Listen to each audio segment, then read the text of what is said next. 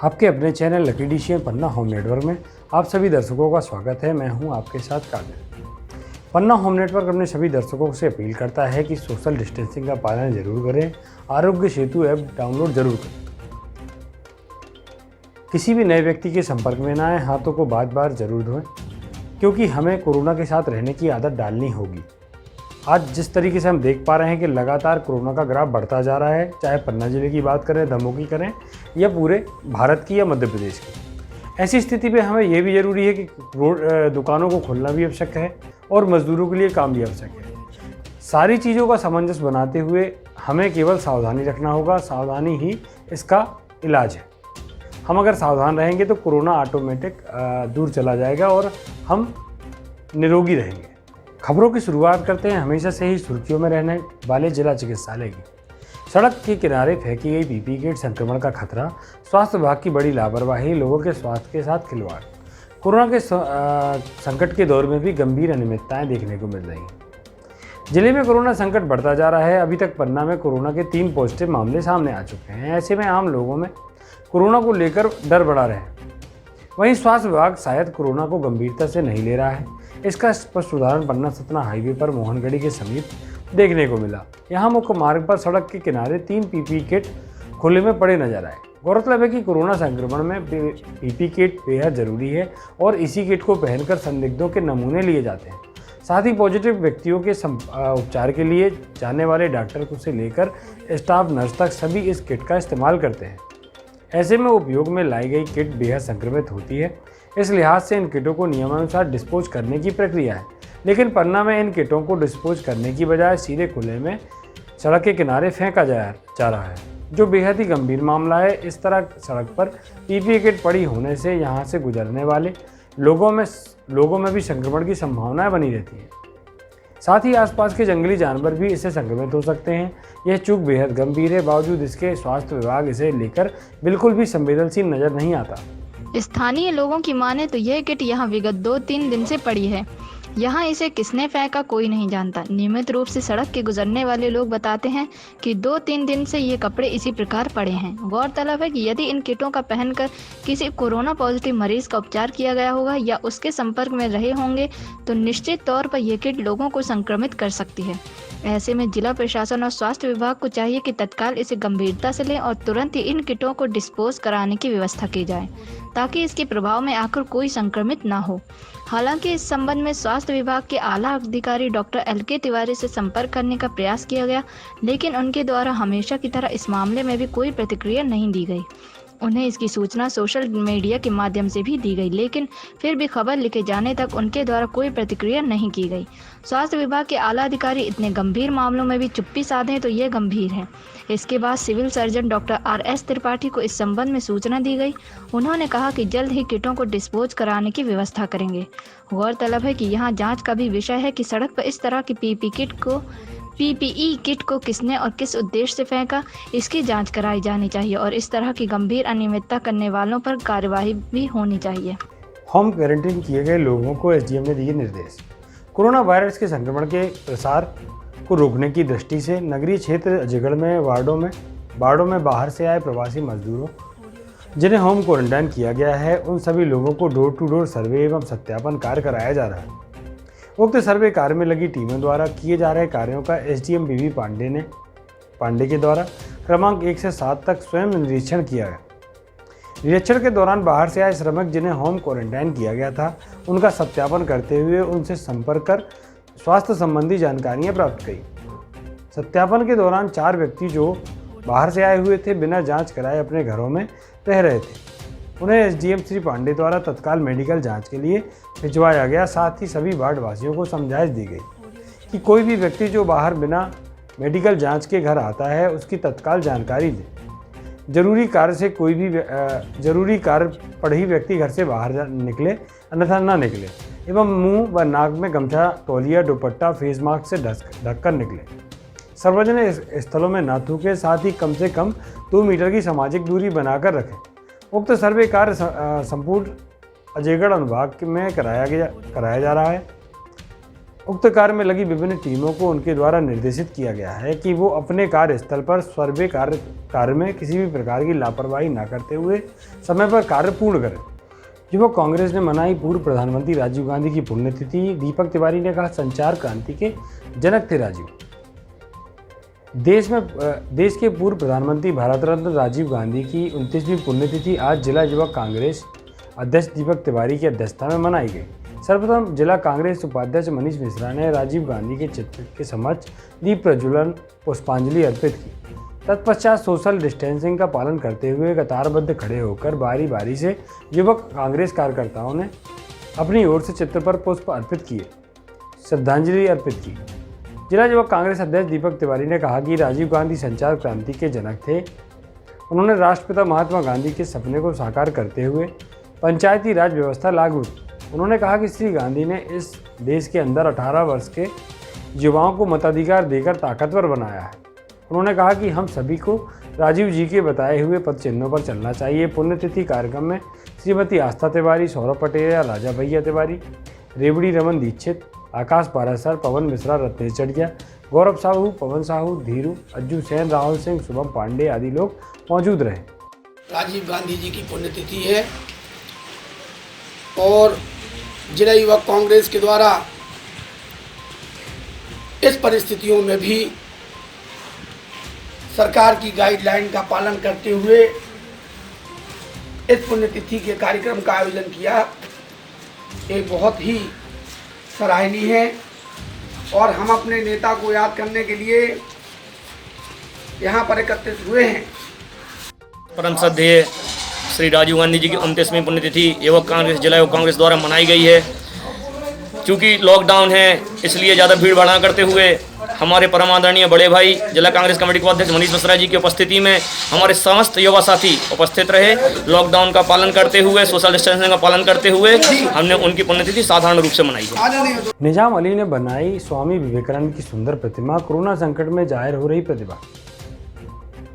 Corona संकट में लगभग सब कुछ बंद है, लोग घरों में हैं। ऐसे में कई प्रतिभाएं भी सामने आ रही हैं जो सामान्य दिनों की भागदौड़ में कहीं छिप गई थी। जिले के जवाहर नवोदय विद्यालय रमखिरिया के प्राचार्य निजाम अली ने खाली दिनों में अपनी प्रतिभा को प्रदर्शित किया और देश के युवाओं को हमेशा प्रेरित करने वाले व्यक्ति स्वामी विवेकानंद की सुंदर प्रतिमा बनाकर विद्यालय में स्थापित की, जिसे देखकर हर कोई दंग रह गया है। निजाम अली नवोदय विद्यालय रमखिरिया के प्राचार्य हैं और इन दिनों लॉकडाउन के चलते स्कूल बंद है। ऐसे में अपने समय का सदुपयोग करने के लिए उन्होंने स्वामी विवेकानंद की प्रतिमा बनाने का सोचा। उन्होंने खुद प्रतिमा को आकार दिया जो आज विद्यालय प्रांगण की शोभा बढ़ा रही है। ज्ञात हो कि जवाहर नवोदय विद्यालय रमखिरिया द्वारा शिक्षा के क्षेत्र में हमेशा नवाचार व प्रयोग देखने को मिलते रहे हैं। निजाम अली अनुशासन व शिक्षा का स्तर काबिल तारीफ है। निजाम अली बहुमुखी प्रतिभा के धनी हैं। विद्यालय प्रांगण में लगी स्वामी विवेकानंद की इस प्रतिमा को देखकर हर कोई उनकी सराहना कर रहा है। युवक कांग्रेस ने की ये न्याय योजना लागू करने की मांग। नेताओं ने गरीबों को बांटी 1 दिन की न्याय राशि। कांग्रेस की महत्वाकांक्षी योजना न्याय को कोरोना संकट के दौर में लागू करने की मांग तेज हो रही है। आज पूर्व प्रधानमंत्री राजीव गांधी की पुण्यतिथि के अवसर पर पुनः देशवासियों का जीवन बचाने को सरकार से 6 महीने के लिए न्याय योजना लागू करने की मांग युवा कांग्रेस जिलाध्यक्ष अक्षय तिवारी द्वारा की गई। इस दौरान तिवारी द्वारा पवई विधानसभा में पवई के युवा नेता भवन विक्रम सिंह के नेतृत्व में सौरभ सिंह द्वारा, साथ ही गुनौर विधानसभा में ब्रजेंद्र विश्वकर्मा द्वारा पन्ना विधानसभा के विभिन्न पंचायतों में न्याय योजना की जानकारी लोगों को दी। इस दौरान कांग्रेस कार्यकर्ताओं द्वारा न्याय योजना के 1 दिन की न्याय राशि 200 रुपये जरूरतमंदों को भेंट की।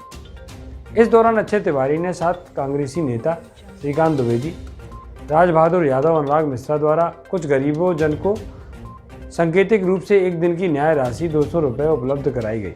कांग्रेस नेताओं की मांग है कि देश में इस योजना को लागू किया जाए और गरीबों को खाते में सीधे 72,000 रुपये दिए जाएं ताकि वे संकट के दौर में अपना काम चला सकें। आधार कार्ड विहीन लोगों को कैसे मिले योजना का लाभ। मोहंद्रा के आदिवासी बस्ती के लोगों के आज भी नहीं बने आधार कार्ड। भारत सरकार भले ही आधार कार्ड के लिए देश भर में अभियान चला रही हो, लेकिन हकीकत यह है कि आज भी एक बड़ा तबका इससे वंचित है। इसका एक बड़ा उदाहरण पन्ना जिले की मोहंद्रा ग्रामीण अंचल अंचल का है, जहां बस्ती में एससी एवं एसटी वर्ग के लोग निवास करते हैं, जो लकड़ी बेचकर व मजदूरी करके अपना जीवन यापन कर रहे हैं, जिनके आज तक आधार कार्ड नहीं बने हैं, जिससे इनको सरकार की किसी भी योजना का लाभ नहीं मिल पा रहा है। ऐसे सरकारी सिस्टम की लापरवाही कहें या लोगों में शिक्षा का अभाव की आधार कार्ड ना होने से लोगों को बैंक खाता सहित अन्य सुविधाएं मुहैया नहीं हो पा रही हैं। हैरत की बात तो यह है कि सरकारी स्तर पर इन परिवारों की आधार कार्ड बनवाने की कोई पहल नहीं की गई और न ही योजनाओं से वंचित होने पर परिवारों को किसी के द्वारा सुना गया। स्थानीय बस्ती के लोगों ने अपनी आपबीती बताते हुए कहा कि वर्तमान समय में सरकार द्वारा जितने भी कार्य किए जा रहे वे सभी आधार कार्ड से हो रहे हैं। अब जब हमारा आधार कार्ड बना ही नहीं तो ऐसे में हम लोगों को योजनाओं का लाभ कैसे प्राप्त हो। आदिवासियों के खुद के बताए अनुसार आधा सैकड़ा लोगों के आधार कार्ड अभी तक नहीं बने हैं। जब इस संबंध में पवई एसडीएम से बात की गई तो उन्होंने कहा कि आखिर इतने लोगों के आधार कार्ड अभी किस कारण से क्यों नहीं बने हैं, इसका पता लगाते हुए शीघ्र ही आधार कार्ड बनवाए जाने का प्रयास किया जाएगा। साथ ही शासन की योजना का लाभ उन्हें दिलाया जाएगा।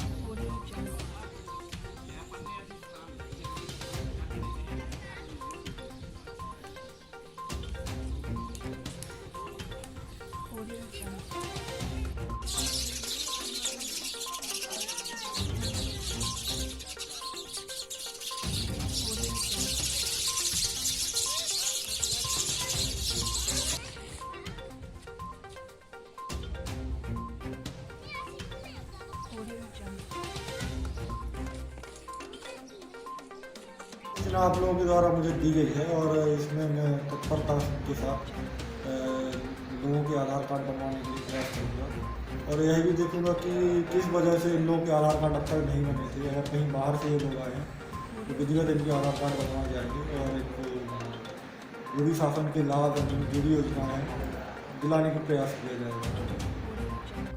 मैं इंदर आदिवासी हो, मोहंदा को रहने वाला हो। मैं आधार कार्ड नहीं बना, मैं आधार कार्ड ले चाह हूँ वाला।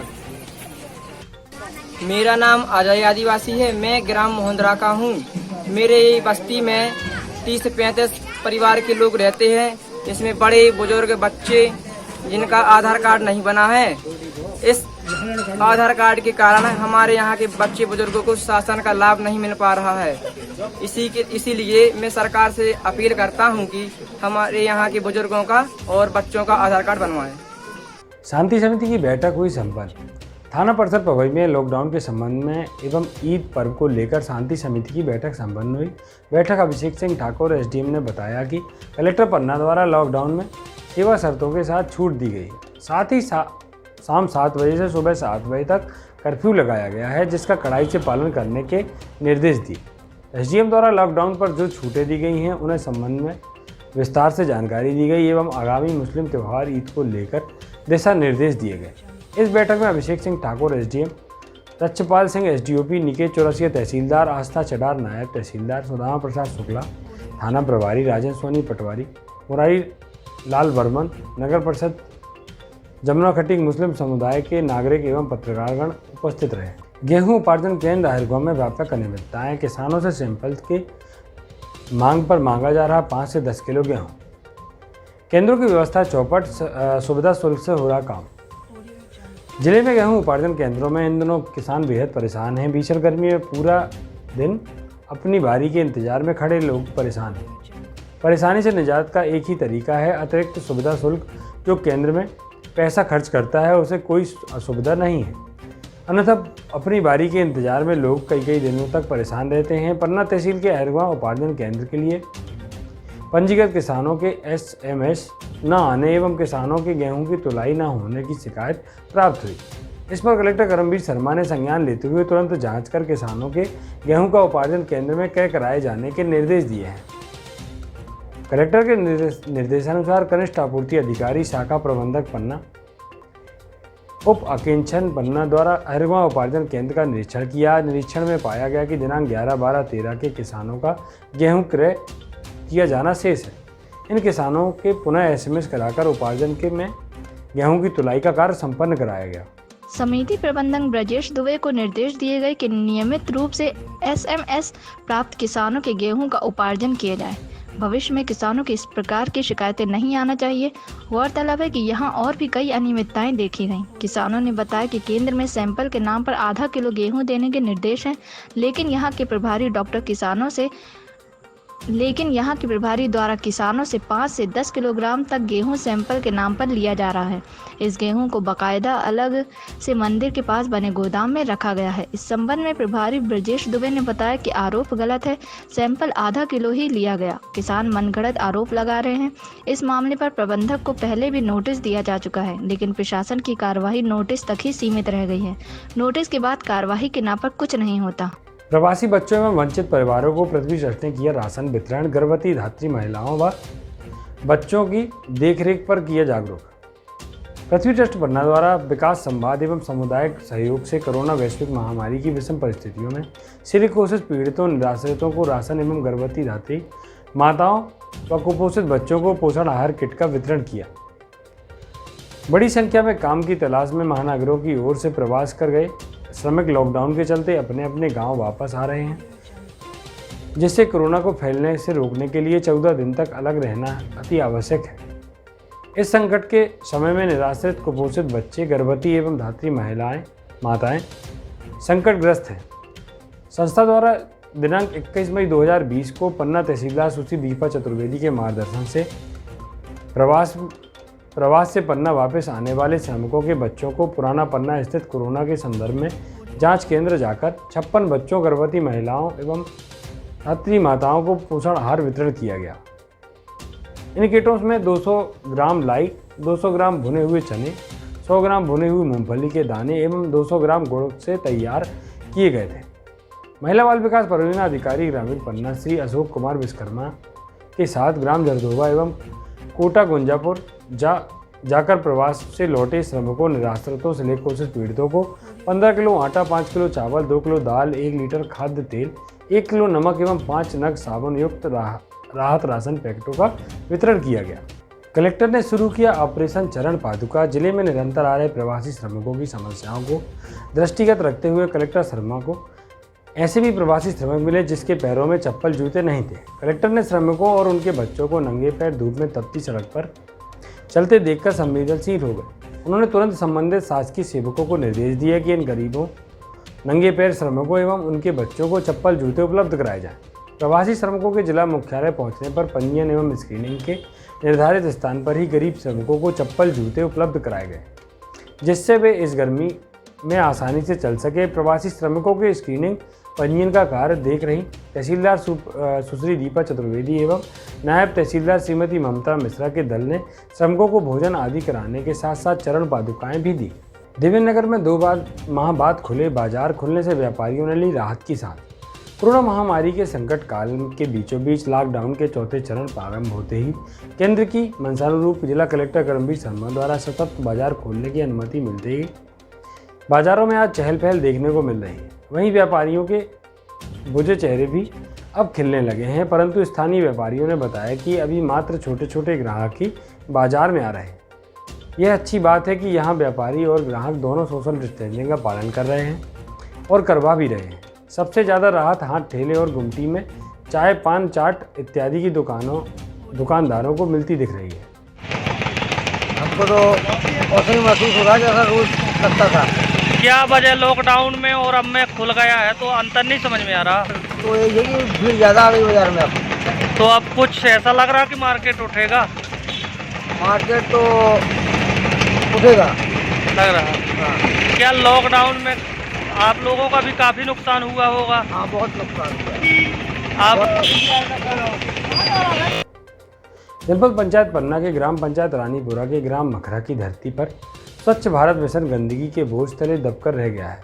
यहाँ ग्रामीण क्षेत्रों तक हर जगह गंदगी का ही बोलबाला है। कहीं शौचालय टूटे हुए हैं तो कहीं मानव मल सड़कों पर पसरा हुआ है। जिम्मेदार अधिकारियों की अकर्मण्यता से सफाई कर्मियों की भारी भरकम फौज मौज कर रही है, जबकि गाँव में गंदगी का अंबार लगा हुआ है। आलम यह है कि तमाम गंदगी कब महामारी का रूप धारण कर ले कुछ कहा नहीं जा सकता है, लेकिन जिम्मेदारों को इससे कोई फर्क नहीं पड़ता है। वे अपने ही धुन में मगन रहते हैं। गंदगी का दूसरा नुकसान यह भी है कि कोई भी लड़की वाला इस गांव में आते ही उल्टे पैर वापस लौट रहे हैं, जिससे गांव में कुंवारे लड़कों की फौज बढ़ती जा रही है।